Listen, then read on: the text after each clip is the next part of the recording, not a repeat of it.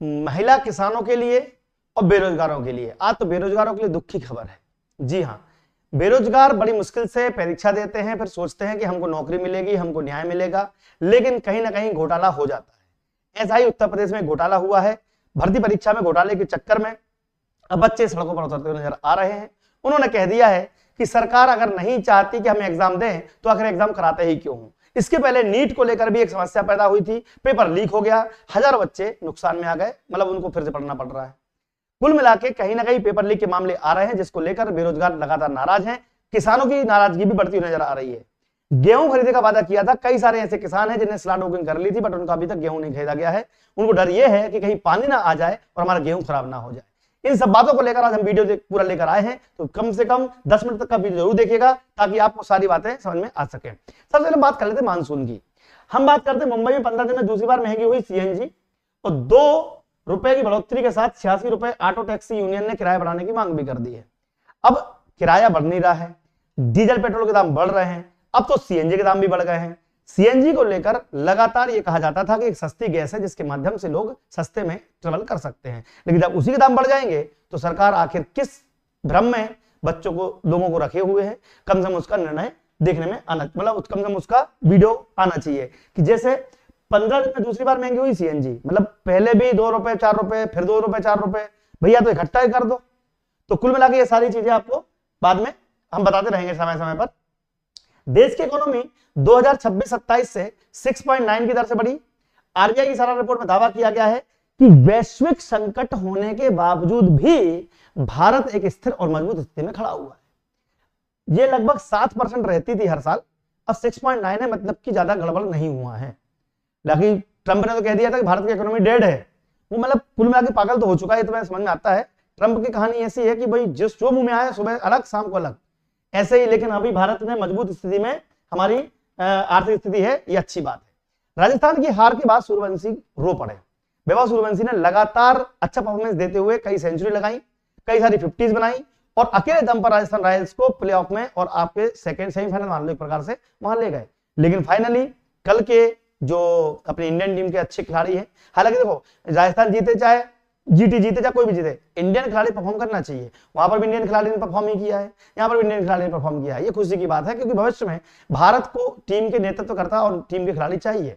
लेकिन फिर भी इस बच्चे के लिए लोगों को दुख इसलिए लग रहा है कि मात्र 15 साल की उम्र में इस व्यक्ति ने इतना नाम हासिल कर लिया है कि फ्यूचर इसका काफी ब्राइट है। लेकिन बस ईश्वर इतनी कृपा करे कि किसी प्रकार की ऐसी चीजें ना हो जिससे कंट्रोवर्सी क्रिएट हो और सामने वाले का करियर खराब ना हो। तो हम चाहते हैं कि इसकी मेहनत को, रनचेज में गुजरात ने सबसे बड़ा रनचेज प्राप्त कर लिया, लेकिन सामने वाला रो दिया इस चीज को देखकर, काफी दुख सबको हुआ था। एमपी में अब 16 जून से खुलेंगे सरकारी स्कूल। अभी 1 जून से खुलने वाले थे, लेकिन 15 दिन को एक्सटेंडेड कर दिया गया है। और बच्चों के लिए अब एक चीज और भी है कि ड्रॉप आउट बच्चों की तलाश जारी की जा रही है। बच्चे स्कूल छोड़ रहे हैं, उनको क्यों छोड़ रहे हैं, उनको स्कूल में वापस लाने की तैयारी की जा रही है। ये सारी बातें आपको समय समय पर हम एग्जाम के वीडियो के माध्यम से हम आपको बताएंगे। लेकिन एक बड़ी बात जो शिक्षकों को निकल कर सामने आ रही है कि जो पहले से शिक्षक पढ़ा रहे थे, कुछ समय पहले एक आदेश पारित किया था सुप्रीम कोर्ट ने कि आपको परीक्षा देनी पड़ेगी। तो कुछ लोग याचिका लगा के सुप्रीम कोर्ट फिर पहुंच गए कि पुनर्विचार कीजिए। तो सुप्रीम कोर्ट ने हालांकि राहत दी है केवल 1 साल की, टेट तो पास करनी ही पड़ेगी। अभी 28 तक 27 तक करनी थी, अब 28 तक करनी है, यानी कि पहले 2 साल का समय दिया था, अब 3 साल का दे दिया है। लेकिन शिक्षकों को टेट परीक्षा पास करनी पड़ेगी। इसके लिए हमारी एकेडमी है, दीप्ति सिंह एकेडमी, उसमें तैयारी चल रही है। मैं बार बार बोल रहा हूं, पढ़ना शुरू कर दो। 500 रुपए का कोर्स है, पढ़ाई लिखाई शुरू कर दीजिए। महिलाओं ने गुस्से में अटके फोड़े, पीने के पानी के लिए हो रहे हैं परेशान। 72 घंटों तक करना पड़ता है इंतजार। पानी की किल्लत, हालांकि जो आज से 10 साल पहले 20 साल पहले पानी की किल्लत होती थी उससे कमी हो रही है। पहले तो हाहाकार मचता था, लेकिन फिर भी जहां पर अभी भी प्रॉब्लम है, सरकार को चाहिए कि वो प्रॉब्लम भी ना हो, क्योंकि हम अब विकसित भारत की तरफ बढ़ रहे हैं। अब वो समय दूर गया जब लाइट नहीं होती थी, पानी नहीं होता था, बिजली नहीं होती थी। अब जब सरकार वादा कर रही है, जिताया हमने आपको इसीलिए है कि विकास कीजिए, तो फिर भी ये समस्याएं क्यों आ रही हैं? ऐसी नहीं आनी चाहिए। इसके लिए अभी वीडियो बनाया हमने कि अगर आपके यहां भी कोई समस्या हो पानी की तो कमेंट बॉक्स में बता दीजिए कहां पर है, हम उसका वीडियो भी बना देंगे। अब वो वीडियो देखते हैं जो काफी वायरल है, जो वीडियोस आप देखना चाहते हैं, जिसके माध्यम से आपको खबरें मिलती है, समय समय पर जानकारी मिलती है। किसानों की सुविधा और पारदर्शिता के लिए फार्मर आईडी अभियान तेजी से आगे बढ़ा रहे हैं। 9,76,00,000 फार्मर आईडी बन चुकी है, यानी कि किसानों की आईडी इसलिए बनाई जा रही है ताकि उनको सही समय पर उसे सलाह जानकारी दी जा सके, उनका पैसा समय पर दिया जा सके, खास सब्सिडी समय पर दी जा सके, या जो भी लाभ दिया जाना हो किसानों को। तो किसानों के लिए अब नए तरीके से फार्मर आईडी बनाने की तैयारी जो शुरू की गई थी वो अब चरम पर पहुंचने वाली है। 9 करोड़ से ज्यादा किसानों की आईडी बनना ये सबूत है कि किसान भी अब जागरूक हो रहे हैं, समझदार बन रहे हैं। मामा का बयान सुनिएगा, इसके बाद देखेंगे अगली बड़ी खबर। एक फार्मर आईडी बनाने पर हम लगातार जोर दे रहे हैं और मुझे बताते हुए खुशी है, राज्यों के साथ जो बात हुई है, अब तक 9,76,00,000 फार्मर आईडी हमारे बन चुके हैं। और इन फार्मर आईडी का फायदा ये होगा कि अलग अलग किसानों को योजनाओं का लाभ के लिए अलग अलग पेपर्स की जरूरत नहीं पड़ेगी। और हमको भी जैसे अब खाद का वितरण करना है तो किसानों को ही खाद जाए, तो फार्मर आईडी में उनका सारा विवरण है, उनके पास कितनी जमीन है, सदस्य कितने हैं, कौन सी संपत्तियां हैं, तो उसके आधार पर सही किसान को सही मात्रा में खाद के वितरण से लेकर बाकी सुविधाएं हम उपलब्ध करा पाएंगे। एक और तथ्य जिसकी तरफ तो ये हुआ कि भाई अब किसानों की आईडी बनाकर उनको उनकी सुविधाएं उनके घर तक प्रोवाइड कराने की तैयारी की जा रही है। मोहन राज्य में आदिवासियों पर अत्याचार लगातार बढ़ता जा रहा है। मैंने अभी थोड़ी देर पहले आपको वीडियो में दिखाया था, उसमें कहना यह है जीतू पटवारी जी का कि आदिवासियों को जल, जंगल, जमीन, 3 चीजों की आवश्यकता होती है, जिसमें से तीनों ही चीजों पर हक अब सरकार का हो चुका है, तो आदिवासी बेचारे कहां जाए। इसको लेकर उमंग सिंघार जी ने भी सदन में बात उठाई है कि कम से कम आदिवासियों को जमीन और जंगल पर अधिकार दिया जाए और पानी की उचित व्यवस्था की जाए। अगर आप इस बात से सहमत हैं तो आप भी चैनल सब्सक्राइब कीजिए, वीडियो को शेयर कीजिएगा। ये वीडियो देखिएगा, इसका देखें अगली बड़ी खबर। कांग्रेस के प्रथम कार्यकारिणी की मीटिंग में संकल्प लिया गया है कि जल, जंगल, जमीन की जो मूल मालिक है वो आदिवासी समाज के हमारे परिवारजन। मध्य प्रदेश की सरकार ने और देश की नरेंद्र मोदी जी की सरकार ने 1,26,000 हेक्टेयर जमीन प्राइवेट लोगों को भेज दी पिछले 25 साल में।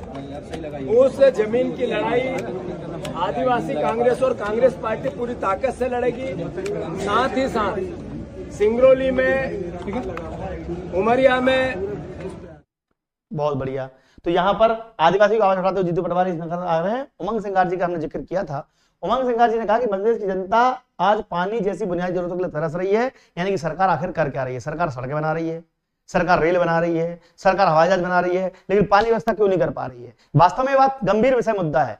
पानी, घर, मकान, रोटी, ये आवश्यक बुनियादी सुविधाएं अगर पहले सरकार दे दे, उसके बाद आप जो करो वो कर सकते हो। इसीलिए इस वीडियो को देखना बहुत जरूरी है। ये वीडियो देखिएगा, इसका देखेंगे अगली बड़ी खबर। देखिए, पानी आपको पता है कि करोड़ों रुपए का भ्रष्टाचार हुआ है। जिस प्रकार से महालेखाकार की रिपोर्ट भी आई, उसमें भी घोटाले पकड़े गए। सरकार के पास इतना पैसा क्यों व्यापारियों के जेब में जा रहा है? गुजरात के व्यापारी यहाँ से पानी के नाम पे मध्य प्रदेश से पैसा कमा रहे, भारतीय जनता पार्टी के एजेंट बनके। तो मध्य प्रदेश की जनता पानी को लेके परेशान है। आज आप देख रहे हो किस प्रकार से बच्चों को नीचे उतरना पड़ रहा है, खाई के अंदर, कुओं के अंदर, जान जोखिम पे डालने। तो क्या भारतीय जनता पार्टी में क्या इंसानियत नहीं रही? तो ये रही बात। यहाँ पर हम लोगों को 2027 चुनाव की तैयारी कर रखनी है और कन्नौज की सभी सीटें समाजवादी पार्टी जीतने जा रही है। दादा, मतलब एक ये इसका भाई था वो यादव, तेजस्वी यादव, हम सरकार बनाने जा रहे हैं, हम सारी सीटें जीतने जा रहे हैं, हम तो कल ही प्रधानमंत्री बन जाएंगे, मुख्यमंत्री बन जाएंगे। यार सपने देखो, थोड़ा ढंग के देखो। एक आध सीट का बोलो, 2 सीट का बोलो, समझ में आता है। सारी सीटें जीतने जा रहे हैं, ये बिल्कुल ट्रेडिशनल बयानबाजी है। विपक्ष पूरा अच्छा है, सरकार पूरी खराब है, लेकिन चलो देखने में मजा बहुत आता है। तो भाई साहब के लाल टोपी वाले का ये वीडियो देख लेते हैं, इसका देखेंगे बड़ी खबर।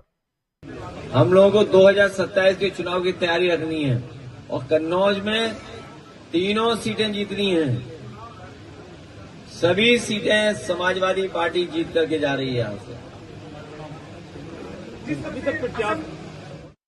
इतना कॉन्फिडेंस, क्या बात है। मुलायम सिंह यादव ने पूरे 12 बजा दी, नहीं तो ये व्यक्ति भी कुछ ना कुछ काम आगे कर जाता। और ये सब हिंदू विरोधी होने की वजह से ही इनकी पार्टी बर्बाद हुई है। अदरवाइज हिंदू का साथ देते तो ये लोग भी कुछ ना कुछ वोट पा जाते। बीजेपी सरकार ने मस्जिद, मंदिर और घरों को गलत तरीके से गिराकर अपने तानाशाही अहंकार के रवैये को परिचय दिया है। ये भाई साहब जो है, अब देखो मस्जिद गिराए तो समस्या, मंदिर गिराए तो मंदिर मस्जिद दोनों क्यों गिरा दिए भाई? जहां पर रोड निकल रही है, जहां पर कुछ करना है तो वहां पर ये कर रहे हैं काम अपना। अब गलत तरीके सही तरीके ये तो कोर्ट फैसला देगी, तो कोर्ट ने जब ऑर्डर दे दिए होंगे तो सारे काम होते हैं। तो ये वीडियो देखेगा, नोटिस पर ये भरोसा नहीं करते, ये केवल बयानबाजी भरोसा करते हैं। ये वीडियो आप देख लीजिएगा, सब देखेंगे। अगली बड़ी खबर, कान का निशाना था ना किसी था, मस्जिद का निशाना था और उसी को चूर कर दिया। और एक ग्रीन बेल्ट में मंदिर था, वो भी 30-35 साल पुराना शिव मंदिर, उसको भी तोड़ा है। मतलब ये सरकार का कारनामा है कि किस तरीके से रात को 2 बजे जो है इस तोड़ फोड़ को किया गया और किस तरीके से आज लोगों को आशंकित करके डरा के विरोध प्रदर्शन ना कर सके, इसलिए सारा जो है वो कर रखा है। वहाँ भी बहुत भारी बंदोबस्त पुलिस का है और जिसमें किसी चीज जी लगभग 30 धार्मिक स्थलों पे नोटिस चस्पा किए गए थे, जिसमें तो कुछ ही रह गए थे, पहले तो सब हटा दिए गए थे। कोई नहीं है, वो कह रहे हैं 1-1 साल पहले खा, उसके बाद कह दिया कि कोई मंदिर और मस्जिद नहीं तोड़ी जाएगी। आप कोई तादा जो है किसी तरीके का कितने मकान तोड़े गए हैं? किसी चीज के लिए मकान 1 या 2 मकान है। तो यहाँ पर आप देखो, सीधी सी बात है कि भैया अब सरकार जो काम करे वो ठीक है, लेकिन आपको आपके बच्चों के लिए, भविष्य के लिए अच्छा काम करना जरूरी है। अगर आप चाहते हैं कि बच्चा पढ़ाई लिखाई करे, आप चाहते हैं कि टेम्पी वर्ग 2 शिक्षक भर्ती या पात्र परीक्षा कुछ भी निकालना हो, ये दिए गए नंबर पे कांटेक्ट कर लीजिए। वर्ग 2 की फ्री क्लासेस है वो ले सकते हो आप लोग, सचिव की भर्ती है तैयारी वो कर सकते हो आप लोग। तो दीप्ति सिंह एकेडमी के माध्यम से आप घर बैठे अपनी तैयारी कर सकते हो। ये एप्लीकेशन आपको हम इसलिए दे रहे हैं कि भैया देखो, इंदौर आओगे खर्चा होगा, ऑफलाइन पढ़ाई करोगे मुश्किल है, इससे अच्छा घर बैठे तैयारी कर लो। फ्री टेस्ट, फ्री बुक्स, बहुत कुछ चीजें मिलती हैं। तो ये ऐप डाउनलोड जरूर करवा देना। रील देखने से अच्छा है, गाना सुनने से अच्छा, कुछ पढ़ाई में मौका मिल जाएगा। जय हिंद, जय भारत। आपका दिन शुभ रहे। धन्यवाद।